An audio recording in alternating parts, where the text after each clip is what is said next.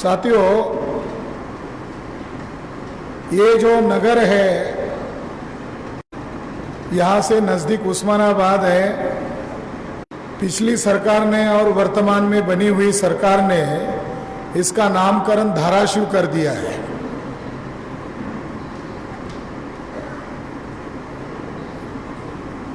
और यहाँ जो अभी वक्ता बात कर रहे थे कि वहां पर बौद्ध गुफा है, उस्मानाबाद में है,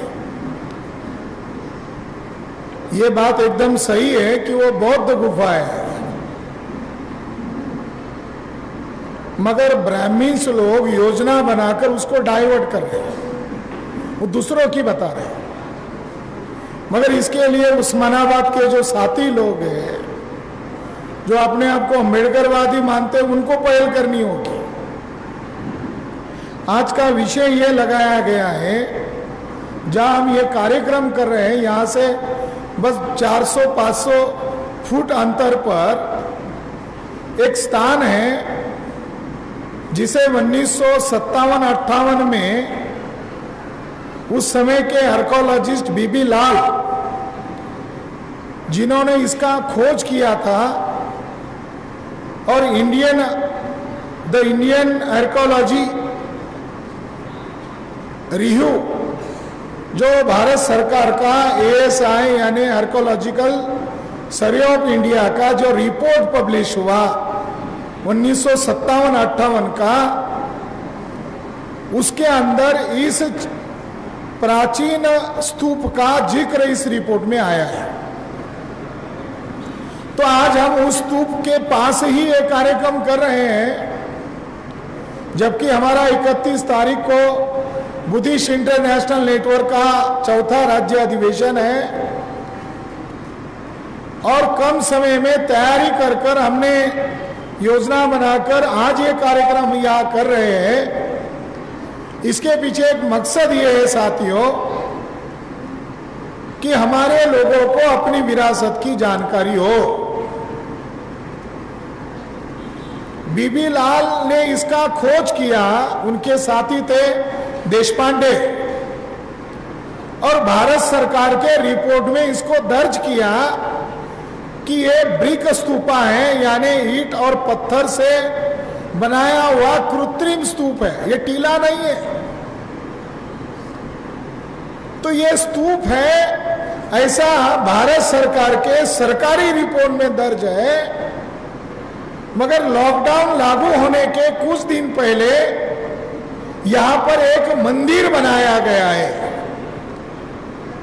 तो मंदिर बनाने के पहले एक मंदिर बनाया गया, और स्तूपा को लगकर ही रेसिडेंस यानी वहां कॉलोनीज बनाई जा रही है, वहां लेआउट हो गया है और उसका काम भी शुरू है। तो ये भारत सरकार के सरकारी दस्तावेज में ये प्राचीन स्तूप है, तो इसका मालिकाना हक भारत सरकार की जो संस्था है ASI, भारतीय पुरातत्व विभाग, जिसने इसका खोज किया, तो 1958 में इसके सामने इसका बोर्ड होना चाहिए था कि यह संरक्षित स्मारक है। बीबी लाल अभी जिंदा है, वो मरे नहीं है, मगर वो अभी उन्होंने जो काम किया, सरकारी पैसा लिया, बड़े बड़े ओहदे पर गए, और इसकी खोज करने के बाद ही वो शायद डायरेक्टर जनरल बन गए। आज वो मोहन भागवत के साथ खड़े हैं। राम मंदिर बनाने में बीबी लाल का भी योगदान है। वो आर्कोलॉजी का पक्ष छोड़ दिया, और जो RSS के ब्राह्मण चाहते थे वैसे रिपोर्ट बनाने का काम उन्होंने किया। तो हमारा आज का मुद्दा ये है कि अगर ये 57-58 साल का जो आर्कोलॉजिकल रिपोर्ट में दर्ज है कि ये प्राचीन स्तूपा है, तो फिर इसके ऊपर मंदिर कैसे बन गए? और भारतीय पुरातत्व विभाग क्या कर रहा है? क्या भारतीय पुरातत्व विभाग का जो अधिकारी है वो अधिकारी के तौर पर रह रहा है मगर काम किसी पुरोहित का कर रहा है। हमें यह आशंका है कि अंदर के खाते में जो ब्राह्मिस अधिकारी है, बड़े बड़े अहदे पर, खास करके भारतीय पुरातत्व विभाग में जो अधिकारी है, उनको सब मालूम है। ब्रिटिश लोगों ने सम्राट अशोक और बुद्धा की इतिहास ढूंढ लिया और ऐसा इतिहास ढूंढ लिया गया कि सम्राट अशोक ने अपना भी इतिहास लिख के रखा और तथागत भगवान गौतम बुद्ध का भी इतिहास लिख के रखा। इतना डिटेल इतिहास, इतना क्रोनोलॉजिकल, डे टू डे, साल और साल, इतना अच्छा इतिहास अभी तक किसी का भी नहीं मिला, डिटेल। और सम्राट अशोक और बुद्धा के इतिहास को लेकर दुनिया में कोई कंफ्यूजन नहीं है अभी। वो सम्राट अशोक के अभिलेखों के कारण, स्तूपों के कारण। तो इस मुद्दे को इशू बनाने के पीछे हमारी खास वजह है, केवल ये स्तूप का मामला नहीं है। उस रिपोर्ट में एक फुटनोट ये लिखी है कि यह स्तूपा का कनेक्शन यहां से थोड़ी ही दूर पर तगर, यानी आज एक गांव है तेर, प्राचीन नाम है तगर, इसके साथ इसका कनेक्शन है और ये ट्रेड रूट पर आता है। इसीलिए इसका मूल्य, इसका महत्व ऐतिहासिक दृष्टिकोण से बहुत महत्वपूर्ण है। साथियों, दुनिया के लोग आज से 2000 साल पहले, एक ग्रीक किताब है पेरिप्लस, उस किताब को पढ़कर दुनिया के लोग इस तगर को ढूंढते हैं जो आज एक गांव है। बड़ी शर्म की बात है, वो लोग किसी जिले का नामकरण कर रहे हैं तो अपने स्वार्थवश कर रहे हैं। अगर उनको इस जिले का अगर नामकरण करना था तो इस जिले का नाम जो दुनिया के सभी राष्ट्र के लोग व्यापार करने के लिए 2500 साल पहले, 2500 साल पहले, 2000 साल पहले, यहां तक कि 6वीं 7वीं शताब्दी तक इस नगर में आते थे, उस नगर का नाम है तगर नगर, जो आज एक छोटा सा गांव दिखाई देता है। अगर उस्मानाबाद का अगर कोई नाम करना था, जो दुनिया के लोग हिस्ट्री के तौर पर जानते तगर, तो इस उस्मानाबाद जिले का नाम 2500 साल पहले जो था वो तगर करना चाहिए था, क्योंकि वो उसका वास्तविक इतिहास और वो हकदार है। मगर वो क्यों करेंगे? उनको तो उल्टा करना है, लोगों को गुमराह करना है। हमारे मूल निवासी बहुजनों को वो इतिहास ठीक से समझना होगा। वो जो पेरिप्लस नामक जो ग्रंथ है, उसमें ये जो स्तूपा है इसका संबंध क्या है? उसमें एक वर्णन किया गया है तगर सिटी का। उसमें यह कहा गया है, of the trading centre in the region of Dakshinapatha, two are the most outstanding Paithan, 20 days travel in the south from Barygaza. Barygaza का मतलब होता है गुजरात का भरूच, बैरीगजा, यानी भरूच से अगर आप निकलोगे 20 days travel south from Barygaza and Paithan about 10 days to the east another very large city। इस तगर सिटी के बारे में ये लिखा गया है, जो आज एक गांव है। वो कहता है अनदर वेरी लार्ज सिटी तगरा। तगर के बारे में वो कह रहा है कि एक बड़ा महानगर है। From this there is brought to Barygaza, यानी आज जो भरूच सिटी है इससे भी बड़ा सिटी ये है। ये इसके अंदर लिखा हुआ है, by conveyance wagons over very great roadless stretches from the Paithan, large quantities of onyx and the Tagara large quantities of cloth, ordinary quality, all kinds of garments of moleskin and certain from the coastal part of the finds market locally there. ये जो Periplus नाम का जो ग्रंथ है, इसमें ये कहा गया है कि ग्रीक देश के लोग इसको पढ़ते हैं, इससे उनके पुरखों का उनको पता चलता है कि हमारे पुरखे यहां से निकलते थे और दक्षिण पथ पर दो व्यापारी केंद्र थे, ट्रेड सेंटर थे। एक सेंटर का नाम पैठन यानी प्राचीन नाम पतिठान है और दूसरा सेंटर तगर है। यहां पर जाकर क्या करते हैं तो तगर से क्लॉथ का रॉ मटेरियल लेते हैं और ये मटेरियल लेकर वो अपने देश चले जाते हैं और पैठन से बढ़िया क्वालिटी का कपड़ा लेते हैं और वो लेकर जाते हैं। ये इसके अंदर लिखा हुआ है। सम्राट अशोक ने बामियान, ग्रीक देश की तरफ, बामियान की तरफ एक रूट बनाया था जिसका नाम है सिल्क रोड, जिसको आज चाइना गवर्नमेंट डेवलप कर रहा है। और दक्षिण पथ की तरफ आने वाले दो सेंटर थे, एक पतिठान जो आज पैठन है और एक तगर था, ये आज तगर केर है। इन दो जगहों पर व्यापार करने के लिए दुनिया के लोग आते थे और ज्योग्राफिकली अगर देखा जाए तो समंदर के सीधा रास्ते में आने वाले दो नगर हैं, एक तगर है और एक पतिठान है। इसका हिस्टोरियन लोग क्या है मतलब निकालते हैं। आज जो एक महज गांव है, पैठन एक गांव है, वहां की सड़कें ठीक नहीं है। आज हम वहां का स्तूप देखने गए तो वहां से हमारी गाड़ी भी क्रॉस नहीं हो रही थी। आज जिसका वर्णन करते लार्ज ऑफ सिटी।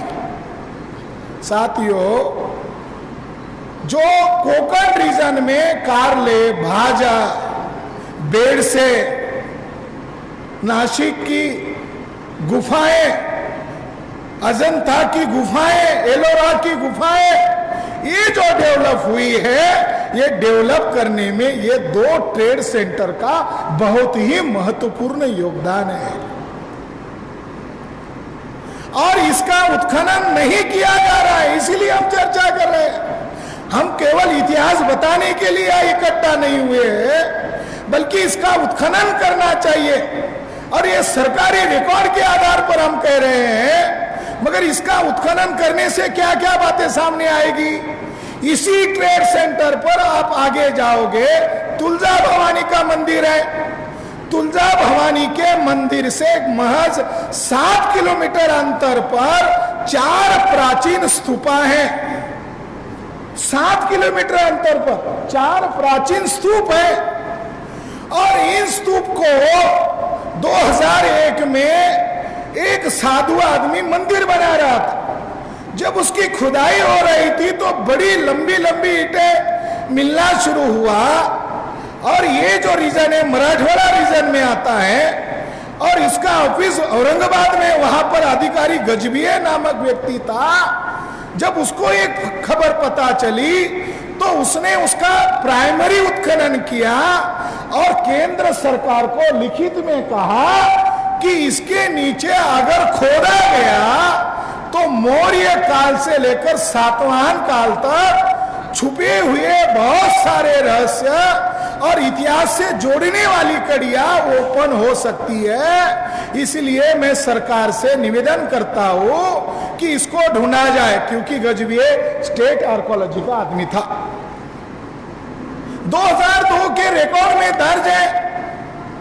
साथियों, 2002 चला गया, आज हम 2022 में बात कर रहे हैं। कितने नालायक लोग हैं भारतीय पुरातत्व विभाग के लोग कि जहां पर 4 प्राचीन स्तूप है, सन 2001-2 में वो खुद कह रहे, और वहां का कोई MP MLA भी गया था वो देखने के लिए, क्योंकि ब्राह्मणों ने कहा हमको चाहिए। तो जब आर्कोलॉजी जिसने दावा किया ये प्रॉपर्टी एएसआई की होनी चाहिए, तो मंदिर बनना बंद हो गया। और ये आज हम यहाँ कार्यक्रम कर रहे हैं, इसलिए जो साइट रुक गई थी, अब एक स्तूप पर मंदिर बनाने की प्रक्रिया शुरू है। ये बहुत शर्मिंदगी की बात है। तो इसके लिए बुद्धिस्ट इंटरनेशनल नेटवर्क के लोगों की भी डिमांड हो रही है कि इसके लिए कोई ठोस कदम उठाया जाए, इसके लिए कोई फैसला किया जाए। अगर तुलजा भवानी का जो मंदिर है उसके बगल में 7 किलोमीटर अंतर पर 4 प्राचीन स्तूप मिल रहे हैं, तो ब्राह्मण उसको ओपन क्यों नहीं कर रहे हैं? इसकी मूल वजह यह है, तो आंदोलन काम करने वाले लोग हैं, स्कॉलर लोग हैं, उनको पता चल गया, तो उसका कनेक्शन भवानी का जो तुलजा भवानी मंदिर है ये भी प्राचीन महाविहार है, ये इसका कनेक्शन उसके साथ मिल सकता है। तो ब्राह्मणों ने सोचा कि इतिहास को दफन कर दिया जाए और तुलजा भवानी का जो महाविहार है इसको ओपन नहीं किया जाए, वो महामाया का महाविहार है। उसका दूसरा भी एक संदर्भ है कि यहां से ही आगे जाओगे तो पंढरपुर का मंदिर आता है। अगर यहां पर सही सही उत्खनन किया गया तो पंढरपुर का जो विठोबा या पांडुरंग है ये दूसरा तीसरा कोई नहीं है, ये पांडुरंग बुद्ध ही है, जिसको पाली भाषा में पुंडरीक कहा जाता है। बुद्ध को ही पुंडरीक कहा जाता है। यही पुंडरीक आम वारकरी लोग पुंडलिक या पांडुरंग कहते हैं, वो बुद्ध ही है। ये बात जग जाहिर हो जाएगी और सरकारी मोहर लगकर जाहिर हो जाएगी, इसलिए इसका उत्खनन नहीं किया जा रहा है। हम लॉकडाउन के समय में हमें जानकारी मिली थी कि वहां पर कोई खुदाई हो रही, तो हम वहां गए और उन सभी चीजों का हमने मुआयना किया और उसका वीडियोग्राफी किया, ताकि हमारे पास एविडेंस होना चाहिए। 1968 में दीक्षित नामक आर्कोलॉजिस्ट ने सांची से भी दुगना बड़ा स्तूप को ओपन किया, उसके फोटोग्राफ अवेलेबल है। और वो खेती अब एक कुलकर्णी के पास है, उसके ऊपर हल जोता जाता है और वो स्तूप फिर मिट्टी में दफन कर दिया गया है। ऐसे वहां डजन भर स्तूप होंगे, उसमें से 2 स्तूपा को भारत मुक्ति मोर्चा ने प्रोटेक्शन दिया है। हम ये कर रहे हैं, पहले हम अमल कर रहे हैं और बाद में हम हमारे लोगों को बता रहे हैं ये आपकी विरासत है। इसीलिए इस संदर्भ में इस बात को समझना होगा कि ये स्तूप को प्रिजर्व करना चाहिए और उसके ऊपर जो मंदिर बनाया गया है ये इलीगल है और ये काम भारतीय पुरातत्व विभाग के ब्राह्मण कर्मचारियों के कहने पर ही हुआ है, ये हमें लगता है। अगर भारतीय पुरातत्व विभाग को, सरकार का, भारतीय पुरातत्व विभाग का अगर वो नमक खाते हैं, वो लोकतांत्रिक संस्था है, तो उनका दायित्व होता है इसको बचाया जाए, मगर इसको बचा नहीं रहे।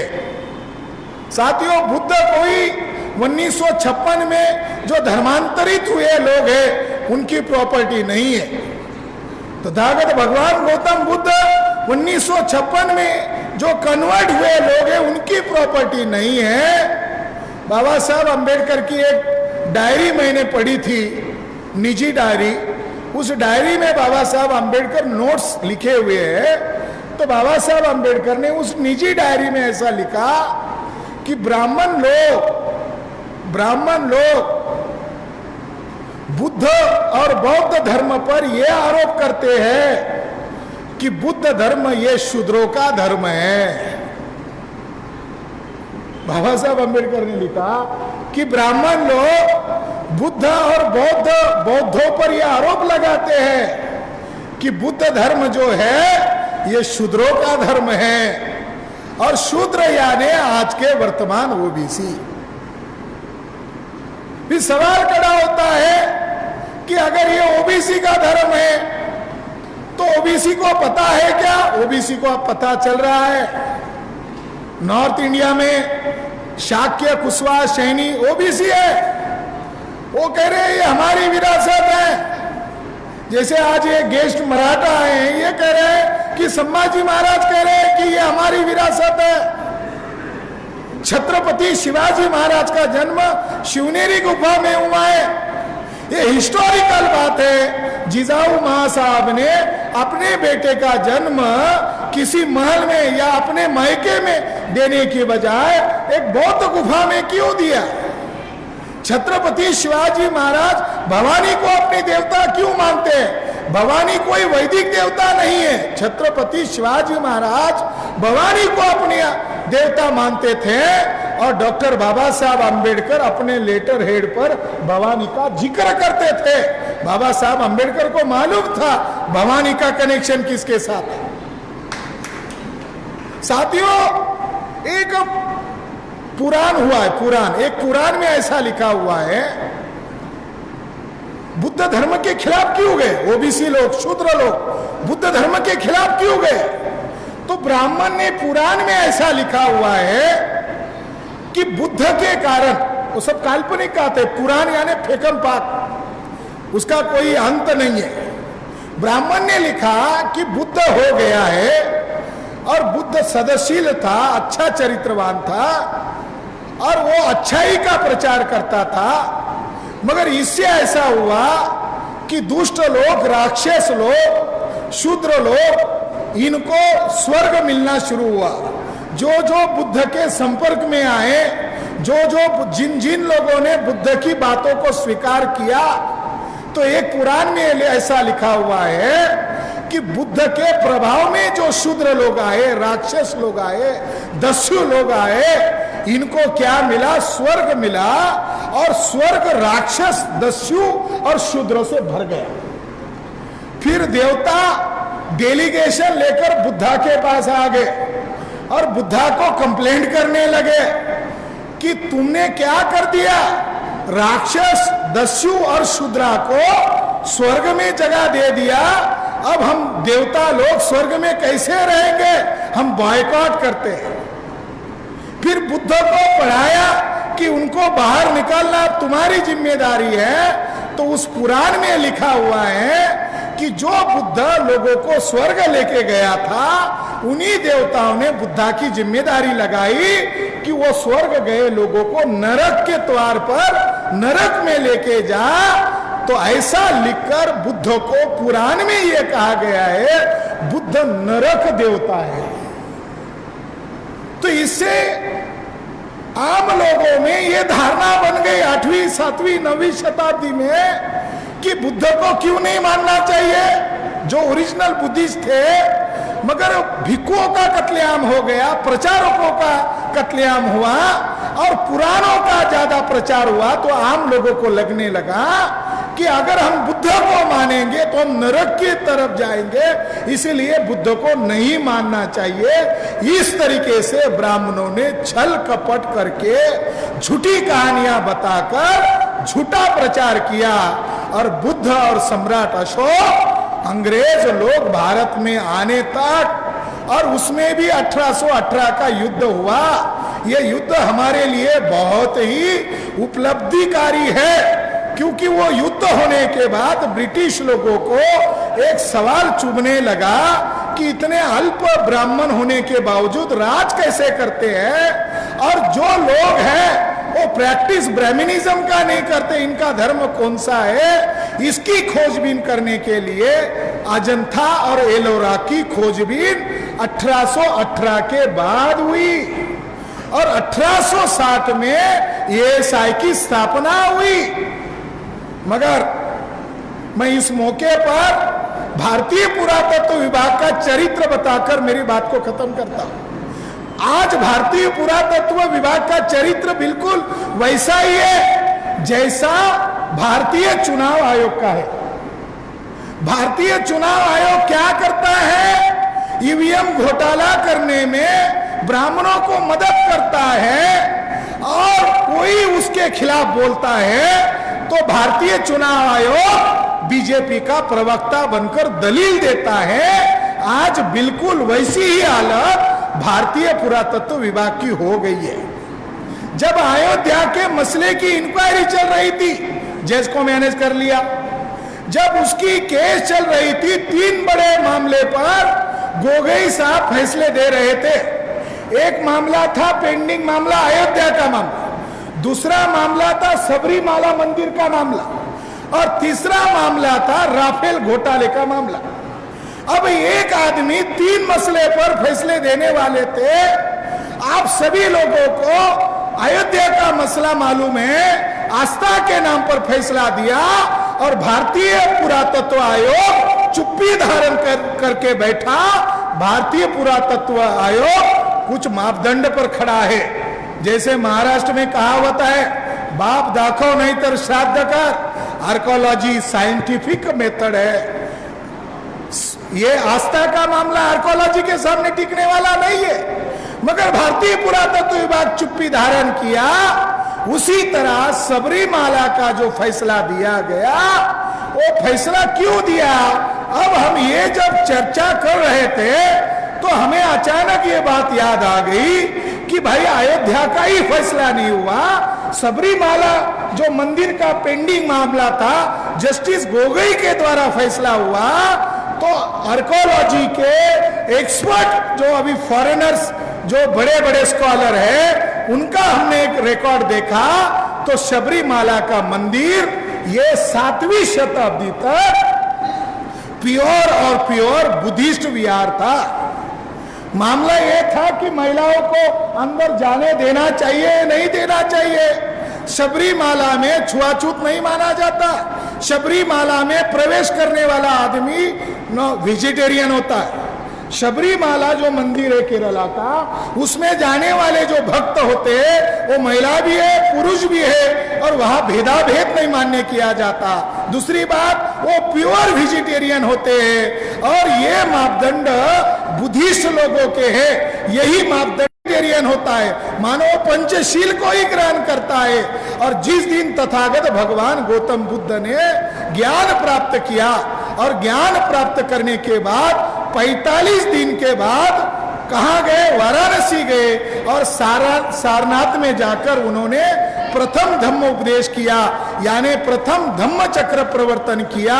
वो डेट और महाराष्ट्र के वारकरी लोग जो वारी करते हैं उसकी डेट, उसको आषाढ़ी एकादशी कहते हैं। ये आषाढ़ी एकादशी का दिन और बुद्ध का वर्षवास यानी बुद्ध का पहला धम्म चक्र प्रवर्तन दिन, उसकी तारीख एक ही मिलती है। ये मैं नहीं कह रहा हूं या किसी ज्योतिष को पूछकर नहीं बता रहा हूं। जिसने मध्य प्रदेश में भिलसा स्तूप को ओपन किया और जिसके अंदर भगवान बुद्ध की अस्थि कलश उसको मिला, जिसने भारत में आर्कोलॉजी को जन्म दिया, उस शख्स का नाम है जिसके हम जितने उपकार माने उतने कम है। उसके कारण ही बुद्धा के 4 स्थान मिले, जिसके कारण ही अशोका और बुद्धा के शिलालेख प्रकाशित हुए। वो है सर मेजर जनरल कनिंघम। इन्होंने वो भिलसा स्तूप में कहा कि मैं एक चीज यहां ढूंढ रहा हूं, वो बिल्कुल महाराष्ट्र में पंढरपुर में मुझे दिखाई देती है। पंढरपुर का विठल या पांडुरंग कोई और नहीं है, बल्कि वो बुद्धा ही है। इसकी वजह ये आर्कोलॉजिकल दृष्टिकोण से ये लगती है। तो हम ये इस मौके पर ये बात आपको बताना चाहते हैं, ये स्तूप ओपन होने से, ये स्तूप संरक्षित होने से, या तीर्थ बुद्रुक के 4 स्तूप को रिपोर्ट बनाने से, ओपन करने से, उसका उत्खनन करने से 2 बड़ी बातें सामने आएगी जो ब्राह्मणों के लिए बहुत बड़ा खतरा है।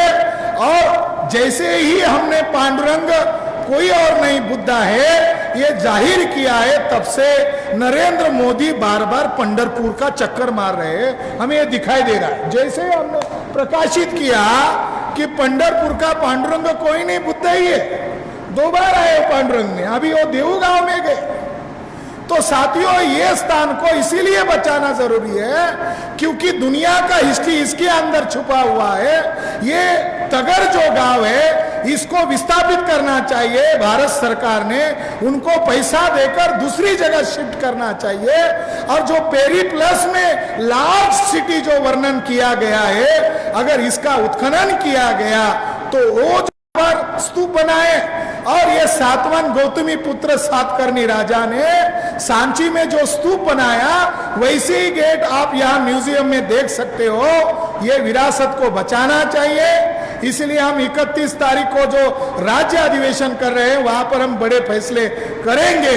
मगर आज इस कार्यक्रम के मौके पर मैं इतना ही कहना चाहता हूं कि हम लोग बुद्धिस्ट इंटरनेशनल नेटवर्क के द्वारा तगर प्राचीन अंतरराष्ट्रीय व्यापारी नगर तगर का उत्खनन किया जाए और तीर्थ बुद्रुक के स्तूपों का संरक्षण किया जाए, उसका भी उत्खनन किया जाए। और जो नेशनल हाईवे को लगा हुआ वडगांव सिद्धेश्वर का जो स्तूप है इसको संरक्षित किया जाए और उस मंदिर को हटाया जाए।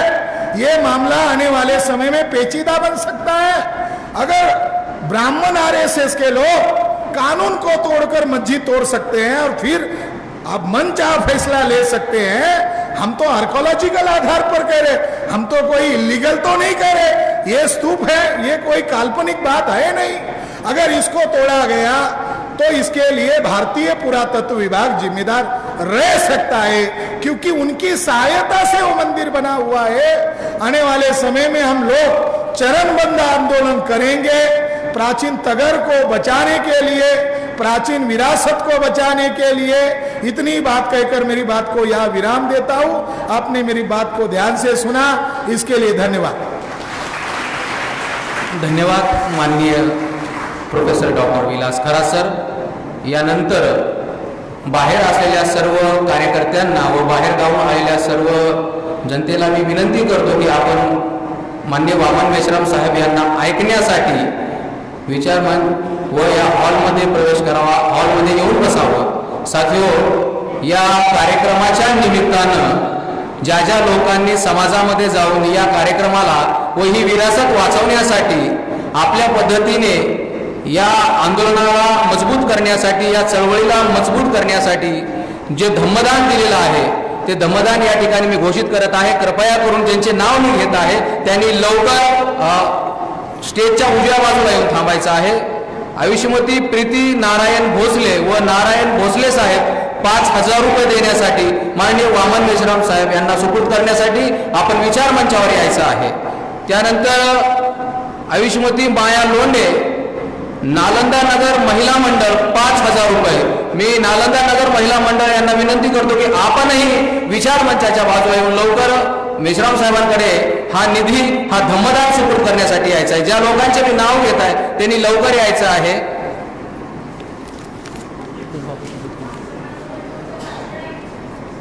प्रीती नारायण भोसले व नारायण भोसले साहेब 5000 रुपये हे माननीय वामन मेश्राम साहेब यांना 5000 रुपये धम्मदान देत आहेत।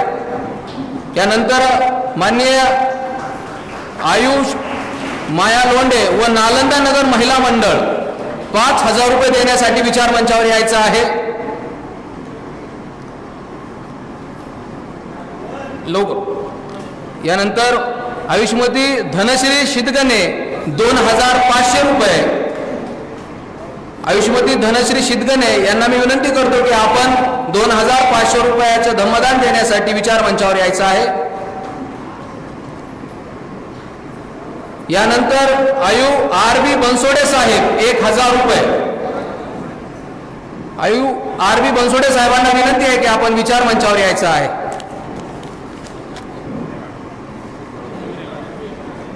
शिदगणे मॅडम, आरबी बनसोडे साहेब लवकर या।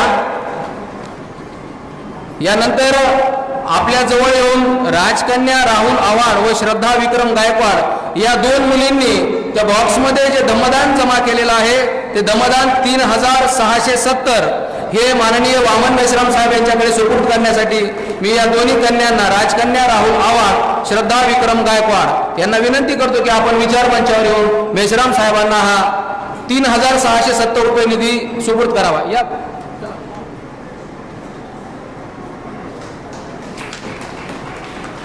ते वाढदिवस होतो कुठे वाढदिवस. यानंतर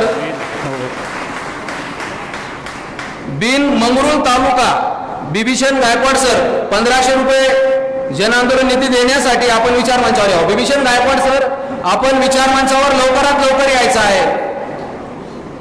त्यानंतर बंडूसिंग ठाकूर आलेले आहेत, आपण चला लवकर. माननीय बंडूसिंग ठाकूर यांना विनंती आहे की 500 रुपयाचा जन आंदोलन निधी या ठिकाणी माननीय वामन मेश्राम साहेब यांना सुपूर्द करायचा आहे. बिभीषण गायकवाड सर आपली टीम घेऊन लवकर या. Mangrul taluka Kalamb Buddhist international network 1500 रुपये. जा. अभिनव राजेंद्र जानराव वडगाव सिद्धेश्वर हे 500 रुपये देण्यासाठी. ओके ओके लिहा यांच्याकडे लिहा. हां ओके ओके. भीमा शिवाजी बनसोडे उस्मानाबाद 100 रुपये देण्यासाठी त्यांनी विचार मंचावर यायचं आहे. अभिनव राजेंद्र जानराव वडगाव सिद्धेश्वर 500 रुपये देण्यासाठी त्यांनी विचार मंचावर यायचं आहे. अभिनव राजेंद्र जानराव आलेत का? अभिनव संजय ढोके मुरुड हे वाढदिवसानिमित्त माननीय वामन मेश्राम साहेब यांना 2000 रुपये निधी सुपूर्द करत आहेत. मी माननीय संजय ढोके व हर्षदीप यांना विनंती करतो की आपण वामन मेश्राम साहेब यांना 2000 रुपये निधी सुपूर्द करायचा आहे. यानंतर अशोक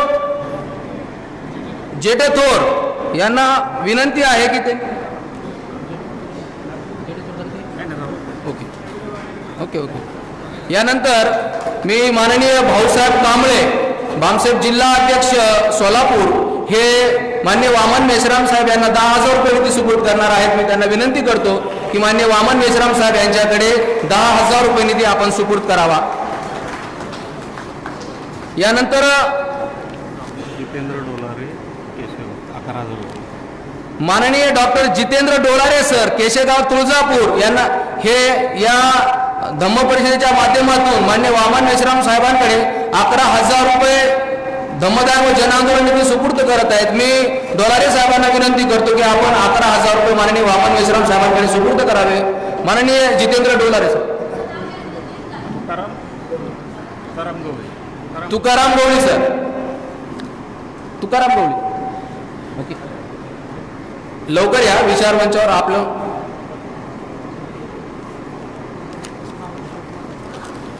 यानंतर बापू मस्के सोलापूर हे 10,000 रुपये जनआंदोलन निधी माननीय वामन मेश्राम साहेब यांच्याकडे सुपूर्द करतील. माननीय बापू मस्के सोलापूर यांना विनंती आहे की माननीय वामन मेश्राम साहेब यांच्याकडे 10,000 रुपये जनआंदोलन निधी सुपूर्द करायचा आहे. यानंतर माननीय ॲडव्होकेट सीताराम सोनोने सर. महिलांचं नाव होतं. ओके हो. यानंतर सोलापूर जिल्ह्यामधून माननीय लक्ष्मी लोखंडे सविता मस्के प्रतिभा तुळसे हे माननीय वामन मेश्राम साहेब यांना 27,000 रुपये जनआंदोलन निधी सुपूर्द करणार आहेत. मी त्यांना विनंती करतो की आपण लवकर विचार मंचावर येऊन 27,000 रुपये आपण मेश्राम साहेब यांच्याकडे सुपूर्द करावे. माननीय आयुष्मती लक्ष्मी लोखंडे सविता मस्के प्रतिभा तुळसे.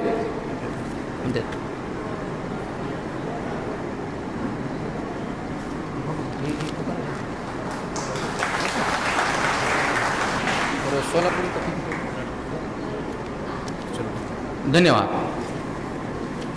यानंतर या कार्यक्रमाची अध्यक्षता करण्यासाठी मी माननीय वामन मेश्राम साहेब ज्यांची आपण आतुरतेनं या नगरीमध्ये वाट पाहत आहात ते असे माननीय वामन मेश्राम साहेब यांना विनंती करतो की आपण या ठिकाणी येऊन या संमेलनाचं अध्यक्षता करावी. माननीय वामन मेश्राम साहेब. नाव डॉक्टर अतुल सोनोने देऊन टाका. डॉक्टर अतुल सोनोने यांनी अगोदर 5 आणि 1,000 असे 6,000 रुपये माननीय वामन मेश्राम साहेब यांच्याकडे सुपूर्द करत आहेत. लिहून घ्या. ओके धन्यवाद.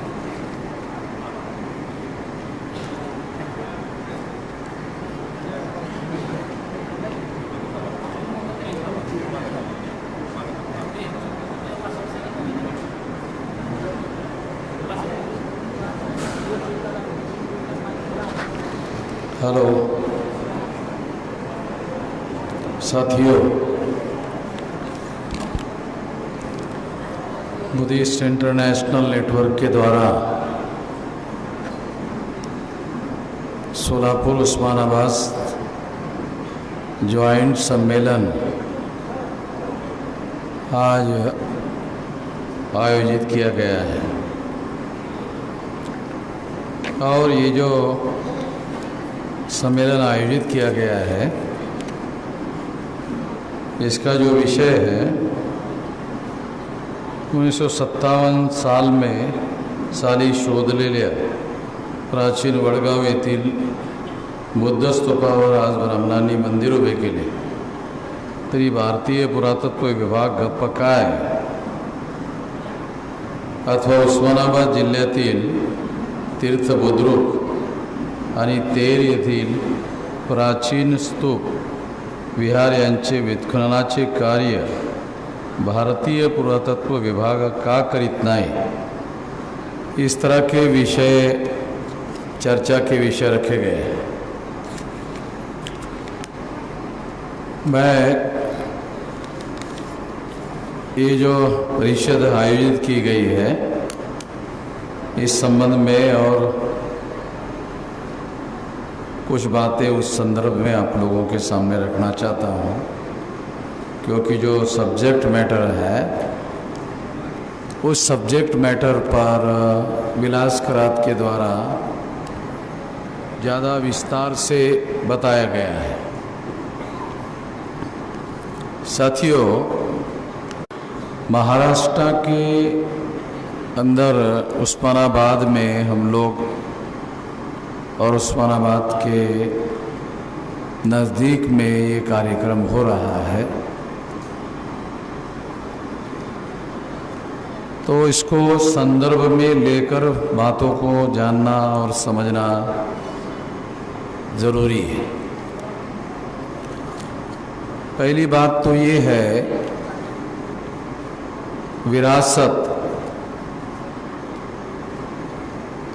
ज्याला मराठीमध्ये वारसा म्हटलं जाते, हिंदी शब्द है विरासत,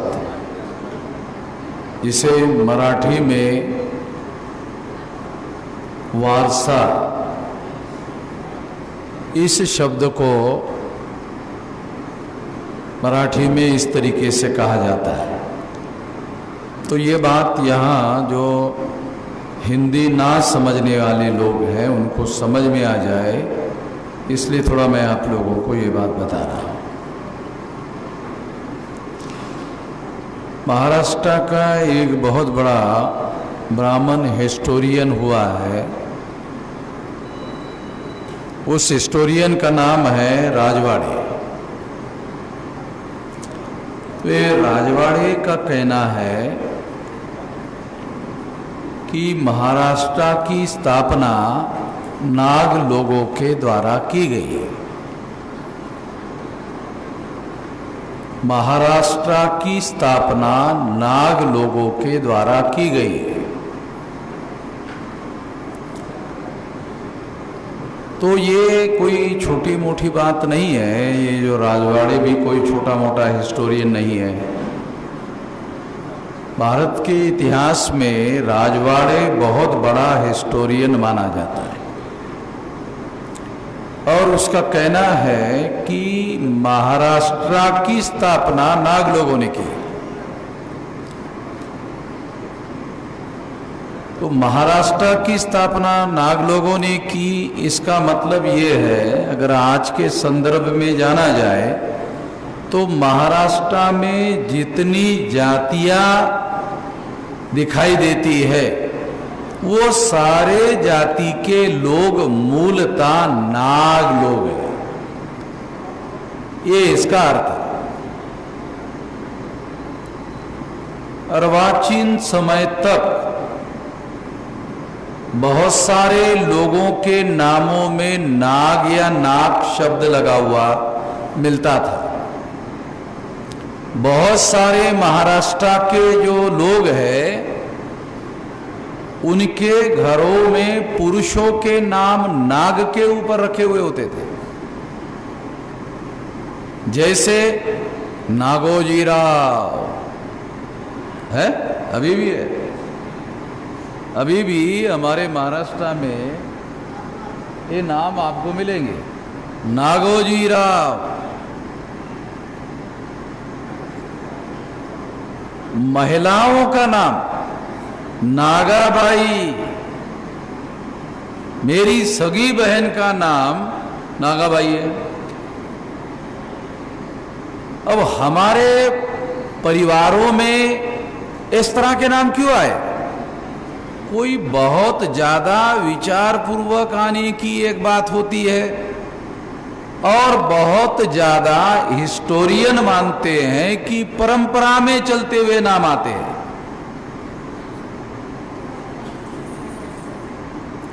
तो परंपरा में चलते हुए जो नाम है उसकी वजह से भी नाम आते हैं। इसलिए ये बात मैं आप लोगों को समझाने के लिए, ताकि बात आपको समझ में आ जाए कि ये कोई चर्चा काल्पनिक मैं नहीं कर रहा हूं, हिस्टोरिकल फैक्ट के आधार पर वर्तमान सबूत आपको बता रहा हूं, ताकि आपको पता चले कि इस इतिहास के साथ कि महाराष्ट्र की स्थापना नाग लोगों ने की, इसके साथ हमारा संबंध है। महाराष्ट्र की जितनी जातियां हैं वो सारे जाति के लोग नाग लोग हैं। नाग लोगों को जातियों में विभाजित किया गया है। जो काम महाराष्ट्र में हुआ वही काम सारे देश भर में, ऑल इंडिया में हुआ। अगर एंशियंट इंडियन हिस्ट्री को हम लोग देखने की, समझने की कोशिश करें तो पता चलता है कि मौर्य का इतिहास ईसा पूर्व मिलता है। ईसा पूर्व 185 में सम्राट बृहदत्त मौर्य की हत्या हुई। ईसा पूर्व 185 में, लगभग 185 में ईसा पूर्व सम्राट बृहदत्त मौर्य की हत्या हुई। पुष्यमित्र शुंग नाम के ब्राह्मण ने की।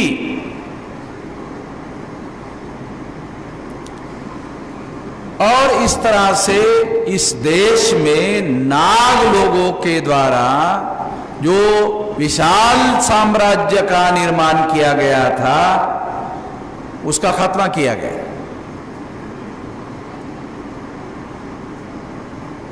ये इतिहास भारत के किसी सिलेबस में कहीं, और जाति व्यवस्था को क्रमिक असमानता के आधार पर खड़ा करने का, ऊंच नीचता के आधार पर खड़ा करने का ये जो काम किया है, ये काम महानता का काम कैसे माना जा सकता है? ये तो घटिया किस्म का काम है, और ये घटिया किस्म का काम ब्राह्मणों ने किया। तो जाति की संस्कृति का निर्माण अगर ब्राह्मणों ने किया तो जाति की संस्कृति महान है। कौन आदमी इसको महान कहेगा? अगर ये संस्कृति महान थी, जाति को निर्माण करने वाली, तो भारत के संविधान ने इसे असंवैधानिक क्यों घोषित किया?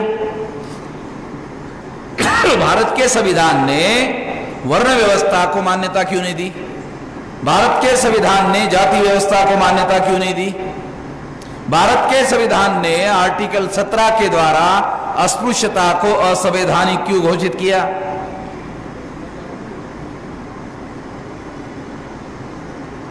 आदिवासियों को सेग्रीगेट करने का और जंगलों में रहने के लिए मजबूर करने का काम यही ब्राह्मणों के षड्यंत्र का परिणाम है। शूद्रत्व, जो ब्राह्मण आज के तारीख में हिंदुत्व नाम का प्रचार कर रहे हैं, वो हिंदुत्व नहीं है, वो मूलतः ब्राह्मणत्व है। और ब्राह्मणत्व किससे बनता है? ब्राह्मणत्व बनता है वर्ण व्यवस्था से, ब्राह्मणत्व बनता है जाति व्यवस्था से, ब्राह्मणत्व बनता है अस्पृश्यता से, ब्राह्मणत्व बनता है आदिवासियों के सेग्रीगेशन से, ब्राह्मणत्व बनता है वो भी सीट के ऊपर शूद्रत्व थोपने से, महिलाओं को दास बनाने से, घुमंतु जातियों को बहिष्कृत करने से, ये सारा का सारा इससे बनता है। ब्राह्मणों के घरों में ब्राह्मण की मां है, बहन है, बीवी है, बेटी है, उसको भी जनेऊ संस्कार करने का अधिकार नहीं है। SC ST OBC की महिलाओं को तो है ही नहीं है, चलो ठीक है हमको नहीं है भाई, मगर तुम्हारी मां, बहन, बीवी, बेटी, उसको क्यों नहीं है? तुम्हारी मां है ना, तुमको पैदा किया ना। तो ब्राह्मणों की मां को भी जनेऊ संस्कार का अधिकार नहीं है। अरे तुम्हारी मां है तो तुम्हारे मां को तो होना चाहिए, नहीं है। तुम अपने मां का जनेऊ संस्कार नहीं कर रहे हो। क्या ब्राह्मण इस बात को बता सकते हैं कि ब्राह्मण मरने के बाद सारे प्रॉपर्टी का मालिकाना हक भारत के संविधान के अनुसार उसके पत्नी के नाम होता है? ये मनुस्मृति में क्यों नहीं है? मनुस्मृति में महिलाओं को किसी प्रकार की संपत्ति रखने का अधिकार नहीं है। इस हिसाब से महिला को किसी संपत्ति के अधिकार से, सभी संपत्ति के अधिकार से वंचित कर दिया गया है। सभी महिलाओं को शूद्र घोषित किया गया है। तो हमारे लोगों को यह पता नहीं है कि हिंदुत्व ये और कुछ नहीं है, शूद्रत्व है जो इस देश के लोगों पर थोपा हुआ है। ये ब्राह्मणत्व है, अर्थात ब्राह्मणों का मौलिक सिद्धांत जो है, ब्राह्मणों की मौलिक समाज रचना, ऊंच नीच की रचना, थोपने का काम जिस संस्कृति में हुआ, वो संस्कृति महान कैसे हो सकती है? जिन्होंने अछूत पैदा किए, जिन्होंने क्रिमिनल ट्राइब पैदा किए, जिन्होंने जंगलों में रहने वाले आदिवासियों को पैदा करने का काम किया, जिन्होंने शूद्र पैदा किया, उसकी मां महान कैसे हो सकती? तो घटिया होगी। ये सारी पैदा करने वाली जो चीजें हैं, अगर घटिया है, बहुत ज्यादा घटिया है, तो उसकी मां कैसे महान हो सकती है? संस्कृति वो घटिया होगी तब तो घटिया पैदा किया। अरे ये फैक्ट्री घटिया होगी तभी तो माल घटिया पैदा होगा। फैक्ट्री बढ़िया होगी तो माल बढ़िया पैदा होगा।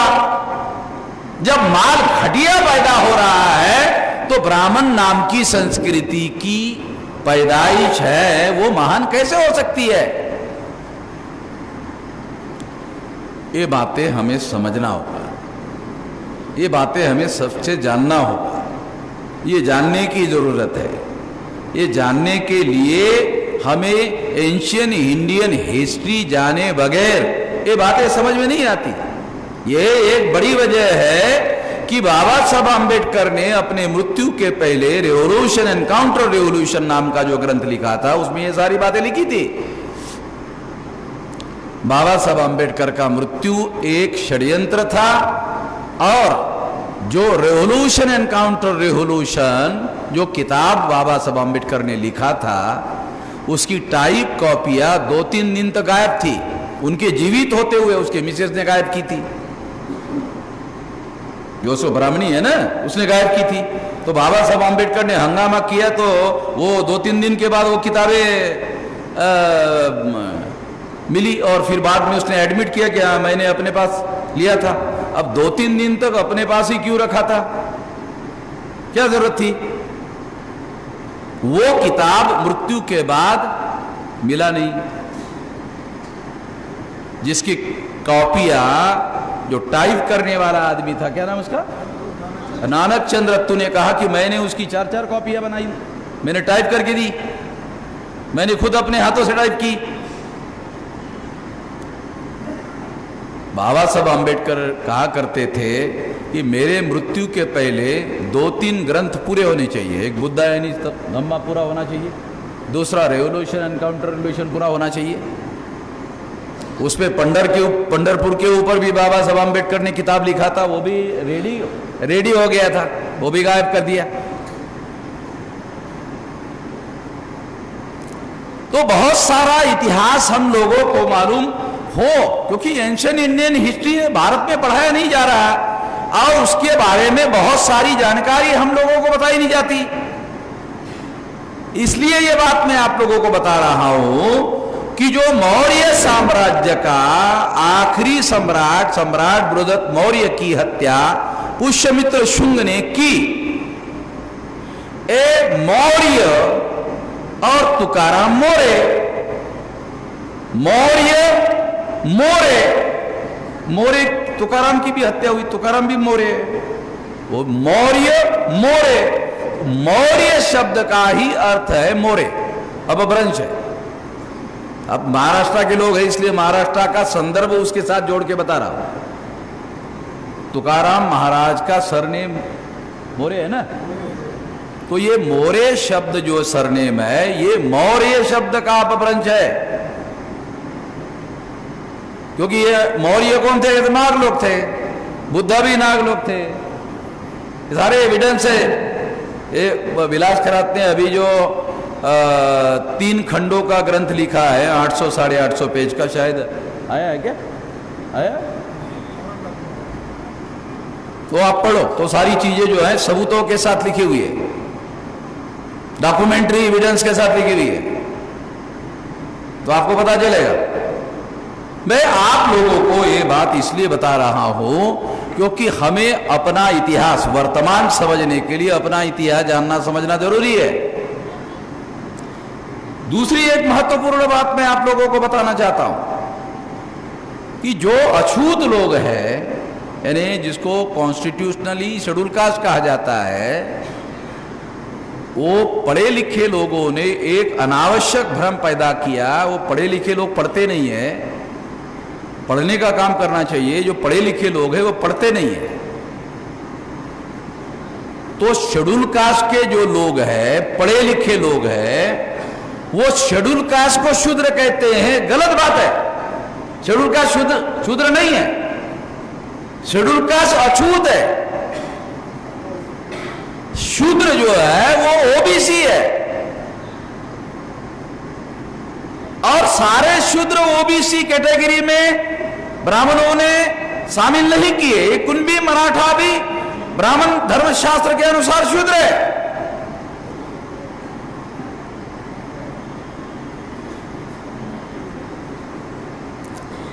तो ये जो लोग हैं, मैं नहीं कह रहा हूं, ये सारा हिस्टोरिकल फैक्ट है। ब्राह्मण लोगों ने शिवाजी महाराज का राज्याभिषेक क्यों नहीं किया? क्योंकि ब्राह्मण जानते थे और उन्होंने कहा शिवाजी महाराज को कि आपकी जाति कुणबी है और कुणबी वर्ण व्यवस्था में शूद्र है, इसलिए आपको राजा बनने का अधिकार नहीं है। ये तो ब्राह्मणों ने लिख के रखा हुआ है। हमारा कहना ये इतना है कि ब्राह्मणों ने लिखा, मैं कह रहा हूं, ब्राह्मणों ने लिखा, मैं कह रहा हूं, ज्यादा कुछ नहीं कह रहा हूं। ब्राह्मणों ने लिखा, मैं कह रहा हूं। तो असली बदमाश जो है वो ब्राह्मण है। यानी मैं कोई कुणबी मराठा को शूद्र घोषित नहीं कर रहा हूं, मेरे पास कौन सा अधिकार है? मैं खुद सला अच्युत हूं, ब्राह्मणों के द्वारा घोषित किया हुआ। अभी विलास खरात ने जो बाबा साहब अंबेडकर की डायरी का रेफरेंस दिया, वो उस रेफरेंस पर सारे देश भर में डिबेट और डिस्कशन होना चाहिए। क्या होना चाहिए? कि ब्राह्मण ऐसा प्रचार करते थे कि बौद्ध धर्म जो है वो शूद्रों का धर्म है। सही है, 200% सही है। क्यों? शूद्रों के विरोध में ब्राह्मणों ने जो कुछ किया, इसलिए शूद्रों ने बुद्ध को स्वीकार किया। ब्राह्मणों ने शूद्रों को अधिकार वंचित किया और बुद्ध ने सारे इंसानों को बराबर घोषित कर दिया। तो शूद्र बुद्ध के अनुयायी नहीं बनेंगे तो क्या ब्राह्मणों के बनेंगे? अभी मैं आपको एक रहस्य समझाता हूं। मैं ट्रैवलिंग में, रेल में ट्रैवलिंग कर रहा था, तो रेल के कंपार्टमेंट में आपको मालूम है कि ये साइड में 3 लोग बैठ सकते हैं, साइड में बैठने के लिए 3 लोग बैठ सकते हैं। तो हम लोग बैठे थे तो ब्राह्मण जो है वो चर्चा हाँक रहा था, क्योंकि ब्राह्मण जो है वो ये मानता है कि बस दिमाग का काम वो अकेला ही कर सकता है, बाकी लोगों को दिमाग का काम तो आता नहीं है। तो वो अकेला ही बोल रहा था और 6 में से 5 लोग जो है वो अकेला बोल रहा था और 4 लोग उसकी सुन रहे थे। मैं उसके बातों की तरफ ध्यान नहीं दे रहा था, उस ब्राह्मण की बातों की तरफ ध्यान नहीं दे रहा था। उसने ध्यान दिया इस बात पर, ये आदमी ध्यान नहीं दे रहा, ब्राह्मण की बात पर ध्यान नहीं दे रहा। उनको अजीब लगा, ब्राह्मण को तो चुनौती दी जैसा बात है, अरे ब्राह्मण की बात की तरफ ध्यान नहीं दे रहा आदमी। उसने मुझे आवाज लगाया कि आप ये चर्चा में शामिल नहीं हो रहे। तो मैंने ब्राह्मण को कहा, पंडित जी मैं शामिल होना चाहिए ऐसा आपको लगता है? लगता है।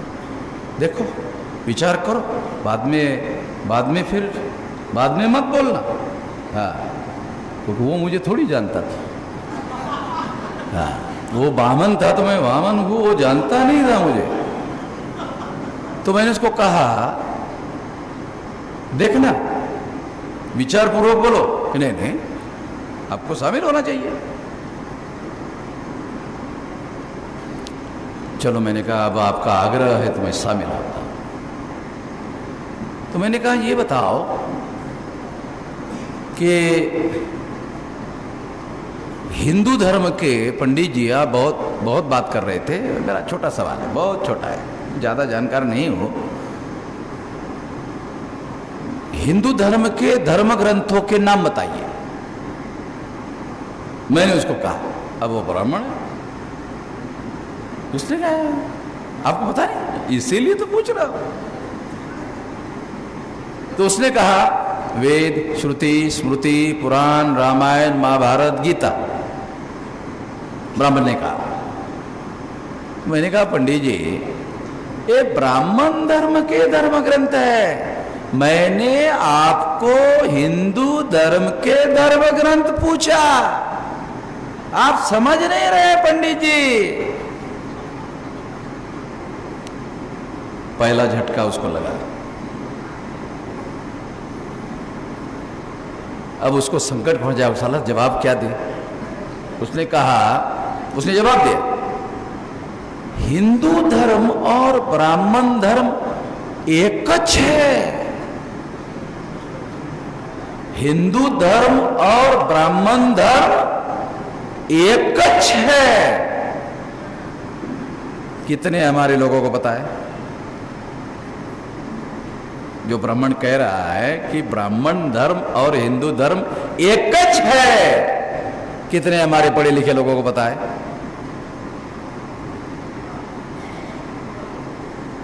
हमारे पढ़े लिखे लोगों, अनपढ़ को पता नहीं है ऐसा नहीं कह रहा हूं, कितने पढ़े लिखे लोगों को पता है? पढ़े लिखे लोगों को पता ही नहीं है ये ब्राह्मण धर्म और हिंदू धर्म एक ही है। ब्राह्मण खुद कह रहा है। फिर मैंने पूछा, अच्छा हिंदू धर्म और ब्राह्मण धर्म एक ही है? हाँ एक ही है। तो मैंने पूछा अगर एक ही है तो ये हिंदू धर्म का, ब्राह्मण धर्म का प्रचार हिंदू धर्म के नाम पर क्यों कर रहे हो? ब्राह्मण धर्म के नाम पर क्यों नहीं कर रहे हो? अब फंस गए। ओके, अब फंस गया। अब वो बोले ही नहीं। अरे पंडित जी चुप क्यों हो गए? बोलो बोलो। चुप हो गए। अगर दोनों एक ही है, हिंदू और धर्म और ब्राह्मण धर्म एक ही है, तो ये जो मुसलमानों के आगमनों के बाद आक्रमणकारी मुसलमानों के द्वारा पर्शियन भाषा का शब्द हिंदू है, हिंदू वेद, श्रुति, स्मृति, पुराण, रामायण, महाभारत, गीता का शब्द नहीं है, ये संस्कृत भाषा का शब्द नहीं है, ये हिंदी भाषा का शब्द नहीं है, ये भारतीय भाषा का शब्द नहीं है, ये विदेशी पर्शियन भाषा का शब्द है और हिंदू शब्द का अर्थ गाली सूचक है। तो आप इस धर्म को अपने धर्म के साथ क्यों जोड़ा?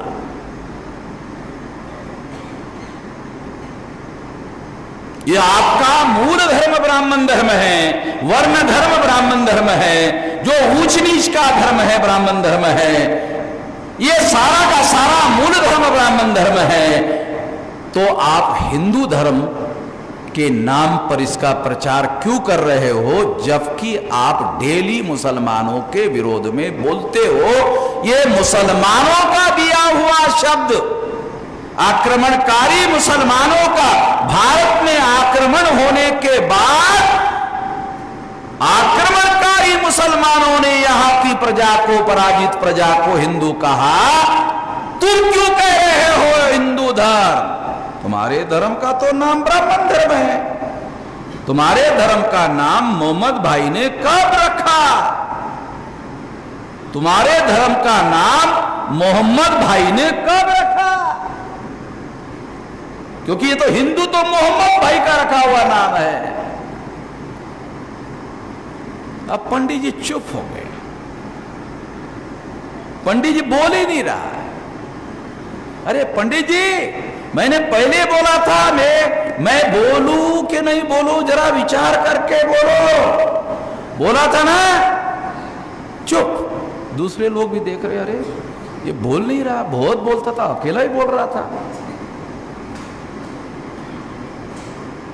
जब मैंने 2-3 बार ऐसे ही पूछा तो वो बहुत लज्जित हो गया, बहुत परेशान हो गया और बोले पेशाब से आता हूं। ठीक है, आ जाओ। आया ही नहीं।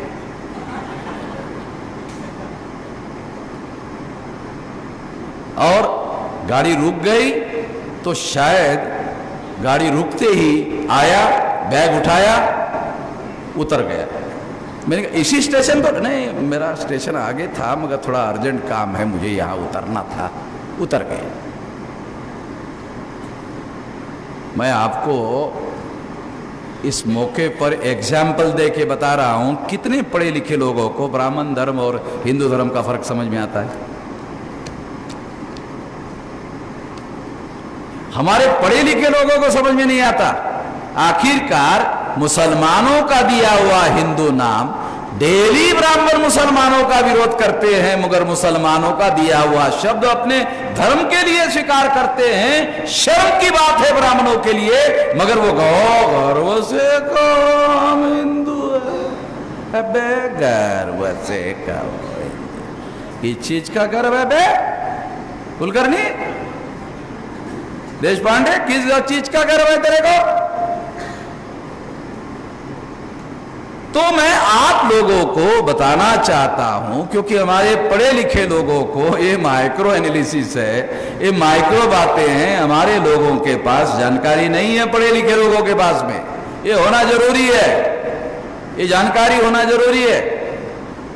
बाबा साहब अम्बेडकर ने एक जगह लिख कर रखा है कि हिंदू धर्म दूसरा तीसरा कोई न सुन ब्राह्मण धर्म है। Hinduism is nothing but Brahmanism. अंग्रेजी में लिखा, Hinduism is nothing but Brahmanism. Simple अंग्रेजी में बाबा साहब अम्बेडकर ने लिखा, Hinduism is nothing but Brahmanism.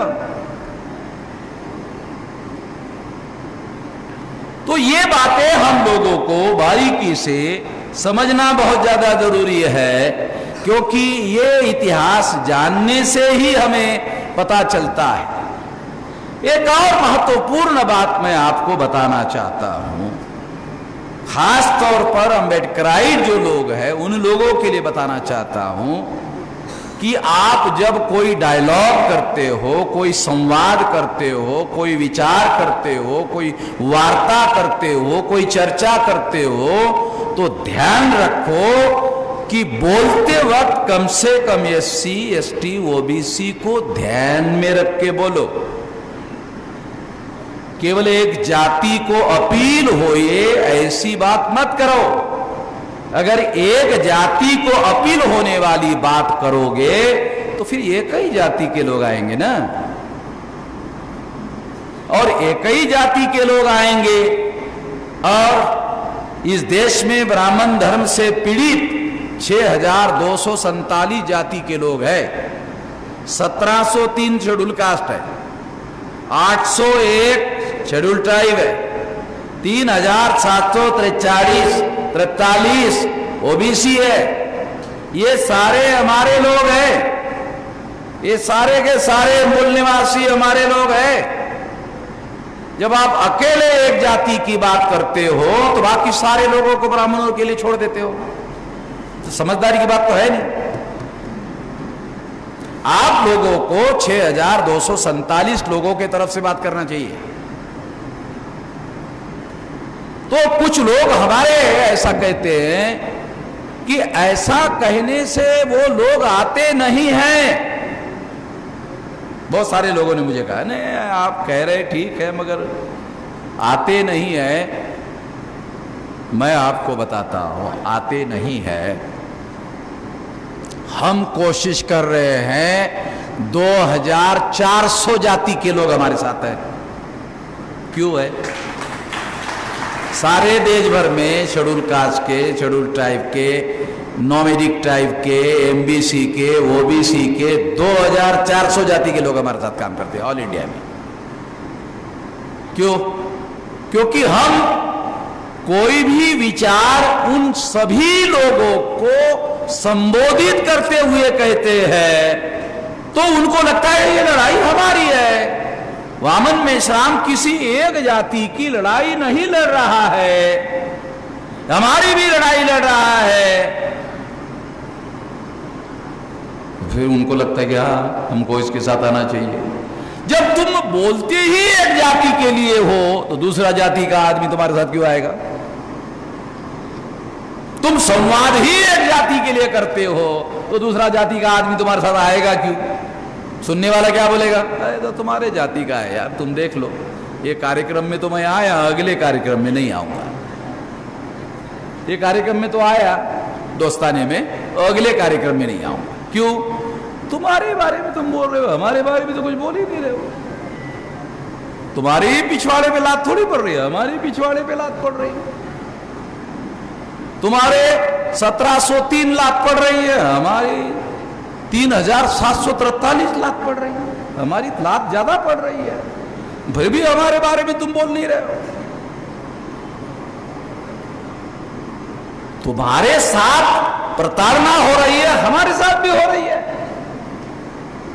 तो जितने प्रताड़ित लोग हैं वो तमाम प्रताड़ित लोगों को इकट्ठा करने की जरूरत है। ये तमाम लोग, अगर महाराष्ट्र की स्थापना नागों ने की और नाग लोगों को इतने सारे जातियों में विभाजित किया, उसी तरह से नाग लोगों को 6,247 जाति के टुकड़ों में बांटा। ये तो नाग लोगों को बांटने का काम किया है। तो ये तो सारे लोग ये के अगर इस तरीके से आप सोचने का, विचार करने का, विचार की अभिव्यक्ति करने का और उसका प्रचार प्रसार करने का काम करोगे तो लोग आपके साथ आएंगे, नहीं तो आपके साथ नहीं आएंगे। तो आपको इस देश में अगर बड़ा परिवर्तन करना है तो बड़ा परिवर्तन करने के लिए ज्यादा संख्या का समर्थन चाहिए। अगर आपको इस देश में बड़ा परिवर्तन करना चाहते हो, व्यवस्था का बदलाव चाहते हो, जब तक व्यवस्था का परिवर्तन नहीं होगा तब तक आपको मुक्ति मिलने वाली नहीं है, आजादी मिलने वाली नहीं है। तो आपको ज्यादा संख्या के लोगों का समर्थन मिलना चाहिए। शेड्यूल कास्ट के लोग हिंदू नहीं है। मैं ब्राह्मणों को चुनौती देकर कहता हूं शेड्यूल कास्ट के लोग हिंदू है, साबित कर लो। आज तक किसी ब्राह्मण ने साबित नहीं किया। चुनौती देकर कहता हूं शेड्यूल ट्राइब के लोग हिंदू नहीं है, ओबीसी के लोग हिंदू नहीं है। और ब्राह्मणों को चुनौती है वो इसे साबित कर दे। मैं साबित कर देता हूं नहीं है। मैंने पूना में, मैंने इधर उधर कहने के बजाय मैंने सोचा साला पूना में ही बताया जाए। पूना में रहते हैं ना उस्ताद लोग, तो वही कहा ये मेरा चुनौती है और इसका जवाब देने के लिए किसी शेड्यूल कास्ट को, शेड्यूल ट्राइब को, ओबीसी को मत भेजना, तुम खुद जवाब देना। तो 1.5 महीने के अंदर अंदर आरएसएस के मोहन भागवत ने वहां कार्यक्रम रखा पूना में और क्या जवाब दिया? हम सब सांस्कृतिक दृष्टि से हिंदू है। मैंने कहा मैंने जो सवाल पूछा ही नहीं वो इसका जवाब क्यों दे रहे हो? जो सवाल मैंने पूछा ही नहीं उसका जवाब क्यों दे रहे हो? जो सवाल पूछा उसका जवाब दो। तो उसका कोई जवाब दे नहीं पाया। मैंने मेरठ में जाकर आरएसएस के मोहन भागवत को जवाब दिया कि तुम कहते हो सांस्कृतिक दृष्टि से हिंदू है, तुम भारत के रहने वाले ही नहीं हो, तो तुम्हारी संस्कृति हमारी संस्कृति एक है कैसे? तब से मोहन भागवत ने जवाब नहीं दिया अभी तक। मैंने कहा, तुमने कहा ना कि हम सांस्कृतिक दृष्टि से हिंदू है, तो तुम भारत के रहने वाले ही नहीं हो। तुम्हारा डीएनए हमारा डीएनए अलग है, तुम्हारा डीएनए विदेशी है, हमारा डीएनए भारतीय है। तुम भारत के रहने वाले नहीं हो, इसलिए तुम्हारी संस्कृति हमारी संस्कृति एक है। गलत है, झूठ है। बोला ही नहीं, तब से चुप है। क्या कहता है? तब से क्या कहता? सारे भारतीय एक है, सारे भारतीय एक है, सारे भारतीय एक है। उसकी खबर छापते अखबार वाले, मेरी नहीं छापते। सारे भारतीय एक है छापते, भागवत की छापते, मेरी नहीं छापते। तो मैं आप लोगों को बताना चाहता हूं कि ये जो झूठ का प्रोपेगेंडा लगातार करने की कोशिश कर रहे हैं और पेपर वाले, प्रिंट मीडिया वाले, इलेक्ट्रॉनिक मीडिया वाले उनकी बातों को छापते हैं, तो हमारी बातों को भी सोशल मीडिया वाले छापते हैं। अभी हरियाणा में हमने डीएनए परिषद लिया था, वहां ब्राह्मणों ने हमारी परिषद को नहीं होने दिया, रुकावट डाला, मेरे को परशुराम का परशु दिखाया है, परशु से मारेंगे, मगर मैं डरा नहीं, दूसरा हॉल बुक किया। हॉल वालों को उन्होंने दबाव डाला, मेरे ऊपर नहीं डाला, क्योंकि उसको मालूम है क्यों, वामन मेश्राम डरता ही नहीं है। जिसको जो डरता है उसको डराना चाहिए। उन्होंने डरने वाले पर प्रेशर डाला, वो मेरे 2 हॉल कैंसिल किए, मैंने दिल्ली में कार्यक्रम किया और ज्यादा से ज्यादा 3 करोड़ लोग मेरी बात सुनते। ब्राह्मणों ने हथियार दिखाकर विरोध करने की बात की, मेरी हत्या करने की बात की, 13 करोड़ लोगों ने देखा। 3 करोड़ लोग देखते बहुत ज्यादा, 13 करोड़ लोगों ने देखा। तो मैंने दूसरे दिन धन्यवाद दिया, ऐ ब्राह्मणों तुम लोगों का धन्यवाद। अगर तुमने मेरी हत्या की कोशिश करने के लिए बयान नहीं दिया होता तो मेरे 13 करोड़ लोगों ने मेरी बात नहीं सुना होता। तुम इसी तरह से दूसरे प्रदेशों में जाकर मेरे विरोध में इसी तरह का प्रोपेगेंडा करो, हत्या करने की बात करो, ताकि जल्दी से जल्दी मेरी आवाज ज्यादा लोगों तक पहुंच जाए और मैं तुम्हारा धन्यवाद प्रस्ताव पारित करता रहूं। क्योंकि मेरी आवाज ज्यादा लोगों तक पहुंचती नहीं है, तुम विरोध करोगे ज्यादा लोगों तक पहुंचेगी। मैं तुम्हारी बातों से और हथियार से डरने वाला नहीं हूं। मैं भीमा कोरेगांव में 500 लोगों ने जो तुम्हारे 28,000 का मारा था ना, उसके खानदान का हूं। आया समझ? 500 लोगों ने 28,000 पेशवा ब्राह्मणों को मारा था, मैं उसके खानदान का हूं। तो डर हमको, डर से कोई हम लोग डरते नहीं हैं। डर हमारे डिक्शनरी में है नहीं। उन्होंने सोचा होगा कि ऐसा करने से वामन मेश्राम घूमना फिरना बंद कर। मेरा घूमना फिरना जारी ही है, मैं डेली ही घूमता हूं। गांधी की हत्या ब्राह्मण ने की, कम ब्राह्मण मारे गए। मेरे बाल को अगर धक्का हुआ तो ज्यादा ब्राह्मण मारे जाएंगे। ये ब्राह्मणों को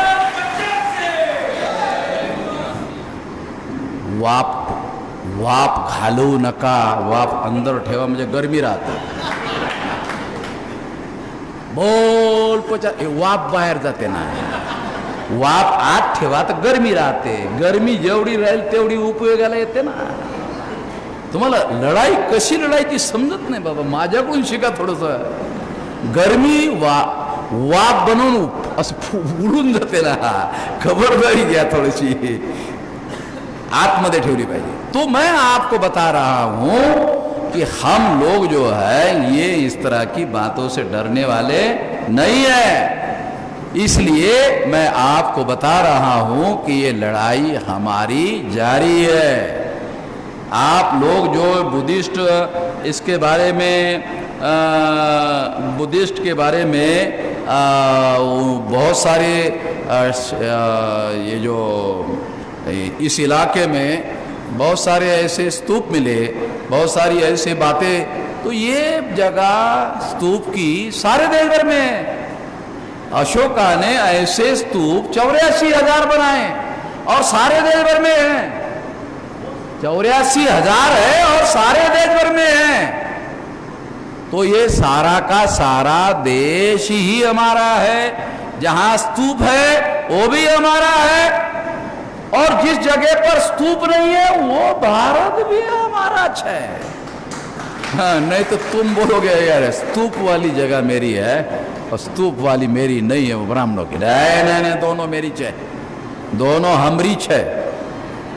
दोनों में वो विदेशी है, तुम लोगों की कोई बात हम मानने के लिए तैयार नहीं है। ये भारत भूमि हमारी है, तुम विदेश से आए हुए हो, इस बात को हम कोई समझौता करने वाले नहीं है। हम तुमको भारत में रहने देंगे, ये एक अलग बात है, एक अलग बात है। क्यों रहने देंगे? मान लो हम मूल निवासी लोग देश के राजा बने और देश पर राज करने लगे और मूल निवासियों पर ही राज करने लगे, मजा नहीं आएगा। मूल निवासी लोग ब्राह्मणों पर राज करने लगे, मजा आएगा, मजा आएगा। साला आप लोग क्या बोलेंगे? 2,500 साल से साला ब्राह्मणों ने हमारे ऊपर राज किया, अब मौका मिला ब्राह्मणों पर राज करने का, मजा आएगा।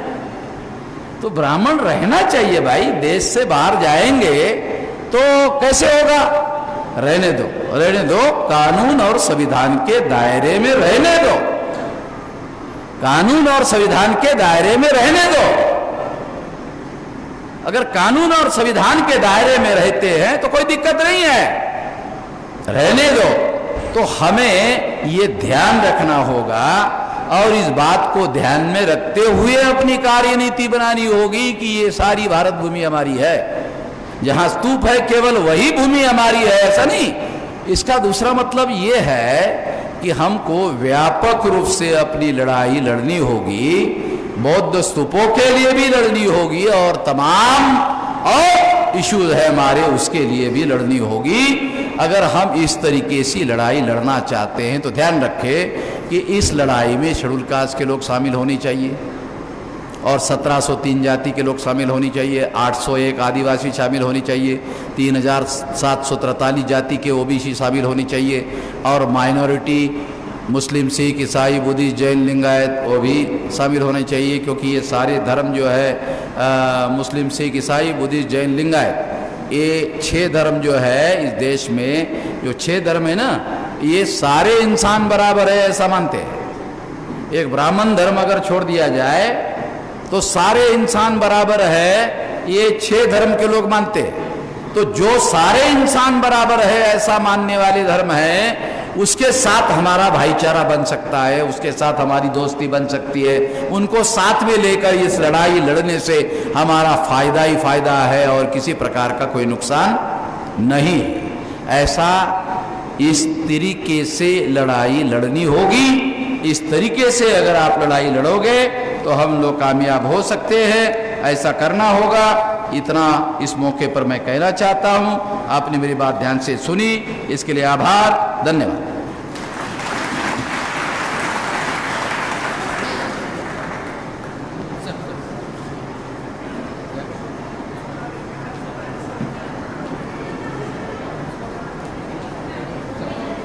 हॅलो, यानंतर माननीय डॉक्टर जेडितोर सर, शांतीनाथ शेरकाणे साहेब, अनिल थोरात सर, डॉक्टर महेंद्र वाघमारे साहेब यांना विनंती आहे की 30,000 रुपयाचा फंड उस्मानाबाद जिल्ह्यातर्फे माननीय साहेबांना द्यावा। Anil Kumar Thorat sir, Londhe sir, Jogdand sir, Tushar ji या।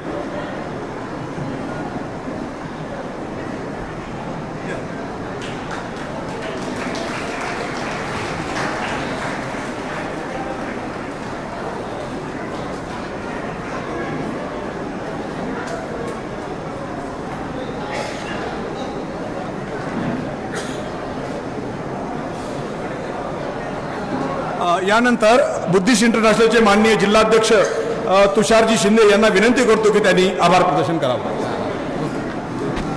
हॅलो. आजच्या या बुद्धिस्ट इंटरनॅशनल नेटवर्क उस्मानाबाद आणि सोलापूर जिल्ह्याच्या वतीने